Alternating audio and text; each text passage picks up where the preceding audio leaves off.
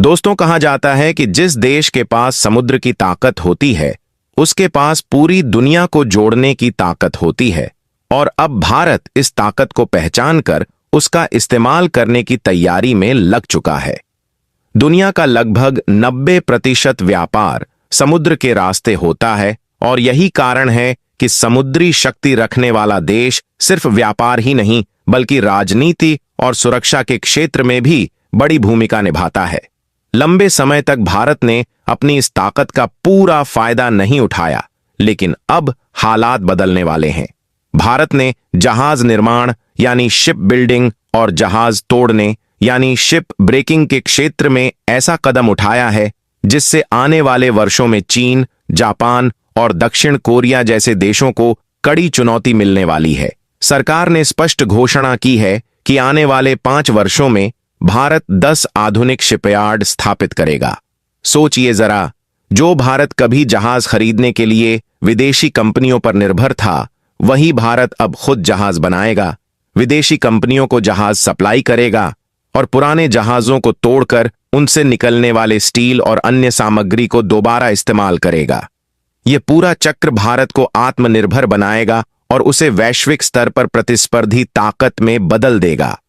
अगर अब तक की जानकारी आपको दिलचस्प लगी हो तो एक लाइक जरूर कर दीजिए और चैनल को सब्सक्राइब करना मत भूलिए। गुजरात का अलंग पहले से ही दुनिया का सबसे बड़ा शिप ब्रेकिंग यार्ड है। यहां हर साल दुनिया भर से सैकड़ों जहाज लाए जाते हैं और उन्हें तोड़कर स्टील तथा अन्य कीमती मटेरियल निकाले जाते हैं। अब सरकार की योजना है कि इस क्षेत्र को और प्रोत्साहन दिया जाए ताकि पुराने जहाज भारत में ही तोड़े जाएं और रिसाइकिल मटेरियल को यहीं पर इंडस्ट्री में इस्तेमाल किया जा सके। इसका सीधा फायदा यह होगा कि भारत को स्टील की भारी मात्रा अपने देश में ही मिल जाएगी और जहाज बनाने वाली इंडस्ट्री को सस्ता मटेरियल मिलेगा। यानी भारत एक ही समय पर जहाज बनाने और तोड़ने दोनों में हब बनने की दिशा में आगे बढ़ रहा है। आज की स्थिति देखें तो भारत की हिस्सेदारी पूरी ग्लोबल शिप बिल्डिंग मार्केट में मात्र 0.06% है, जबकि चीन, जापान और दक्षिण कोरिया इस इंडस्ट्री पर राज कर रहे हैं। लेकिन अब भारत ने इस तस्वीर को बदलने के लिए ठोस कदम उठाए हैं। सरकार ने ship building financial assistance policy 2.0 की घोषणा की है, जिसके अंतर्गत जहाज निर्माण पर सब्सिडी और क्रेडिट इंसेंटिव मिलेगा। इसके अलावा 25,000 करोड़ का मैरीटाइम डेवलपमेंट फंड बनाया गया है, जिसे शिप बिल्डिंग, शिप रिपेयर और नए शिपयार्ड क्लस्टर की स्थापना में इस्तेमाल किया जाएगा।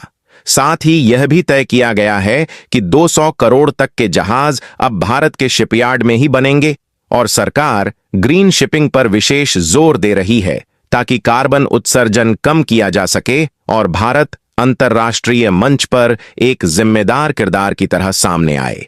दोस्तों, भारत की यह योजना सिर्फ अर्थव्यवस्था और व्यापार तक सीमित नहीं है, बल्कि यह सीधे हमारी राष्ट्रीय सुरक्षा और भू राजनीतिक रणनीति से जुड़ी हुई है। हिंद महासागर में भारत की मजबूत पकड़ चीन की बेल्ट एंड रोड इनिशिएटिव को चुनौती दे सकती है और अगर भारत इस क्षेत्र में मजबूत हो गया तो उसकी नौसेना की ताकत भी नई ऊंचाइयों तक जाएगी। अब निवेशकों की बात करें तो सरकार की इस घोषणा के बाद शेयर बाजार में भी हलचल मच गई है। Cochin shipyard, garden reach ship builders और मजगांव डॉक शिप बिल्डर्स जैसी कंपनियां इस बदलाव से सीधा फायदा उठाने के लिए तैयार हैं और यही कारण है कि निवेशकों की नजरें अब इन कंपनियों पर टिकी हुई हैं। समुद्र की लहरें अब शेयर बाजार की लहरों को भी ऊपर ले जाने के लिए तैयार हैं। अगर वीडियो यहां तक आपको जानकारी पूर्ण लगा हो तो प्लीज एक लाइक कर दीजिए और चैनल को सब्सक्राइब कर लीजिए। अब जरा सोचिए, दुनिया की शिप बिल्डिंग इंडस्ट्री का साइज करीब 170 अरब डॉलर है और भारत की हिस्सेदारी इसमें लगभग न के बराबर है। अगर भारत सिर्फ 5% भी मार्केट शेयर हासिल कर लेता है तो हर साल 8 से 10 अरब डॉलर की सीधी कमाई हो सकती है। इसके साथ ही जहाज तोड़ने और रिसाइकलिंग से स्टील इंडस्ट्री को भी अरबों डॉलर का फायदा मिलेगा। भारत की समुद्री ताकत का अंदाजा आप इसी से लगा सकते हैं कि हमारे पास 8,000 किलोमीटर से भी ज्यादा लंबी तटरेखा है और इस पर 200 से ज्यादा छोटे बड़े पोर्ट मौजूद हैं। यह भारत को पहले से ही ग्लोबल ट्रेड का गेटवे बनाते हैं। अब अगर इन पोर्ट्स के साथ आधुनिक शिपयार्ड और अलंग जैसा शिप ब्रेकिंग हब जुड़ जाए तो भारत का महत्व कई गुना बढ़ जाएगा। यह कदम सिर्फ रोजगार और उद्योग तक सीमित नहीं रहेगा, बल्कि यह हमारी नौसेना को भी नई शक्ति देगा।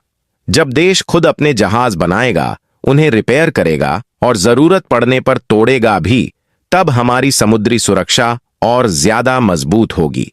दोस्तों, लंबे समय से भारत को यह ताना मिलता रहा है कि अपने सामान को दुनिया में पहुंचाने के लिए हमें दूसरे देशों के जहाज किराए पर लेने पड़ते हैं और इस वजह से भारत आत्मनिर्भर नहीं बन पा रहा। लेकिन अब जो नीतियां बनाई गई हैं, वे इस सोच को पूरी तरह बदल देंगी। आने वाले कल में भारत जहाज बनाने वाला भी होगा, जहाज तोड़ने वाला भी और जहाजों की मरम्मत करने वाला भी। इससे न केवल रोजगार के नए अवसर पैदा होंगे, बल्कि भारत की अर्थव्यवस्था को अरबों डॉलर की अतिरिक्त कमाई होगी। स्टील इंडस्ट्री को मजबूती मिलेगी, शेयर बाजार को रफ्तार मिलेगी और सबसे बड़ी बात यह कि भारत का वैश्विक दबदबा पहले से कहीं ज्यादा बढ़ेगा।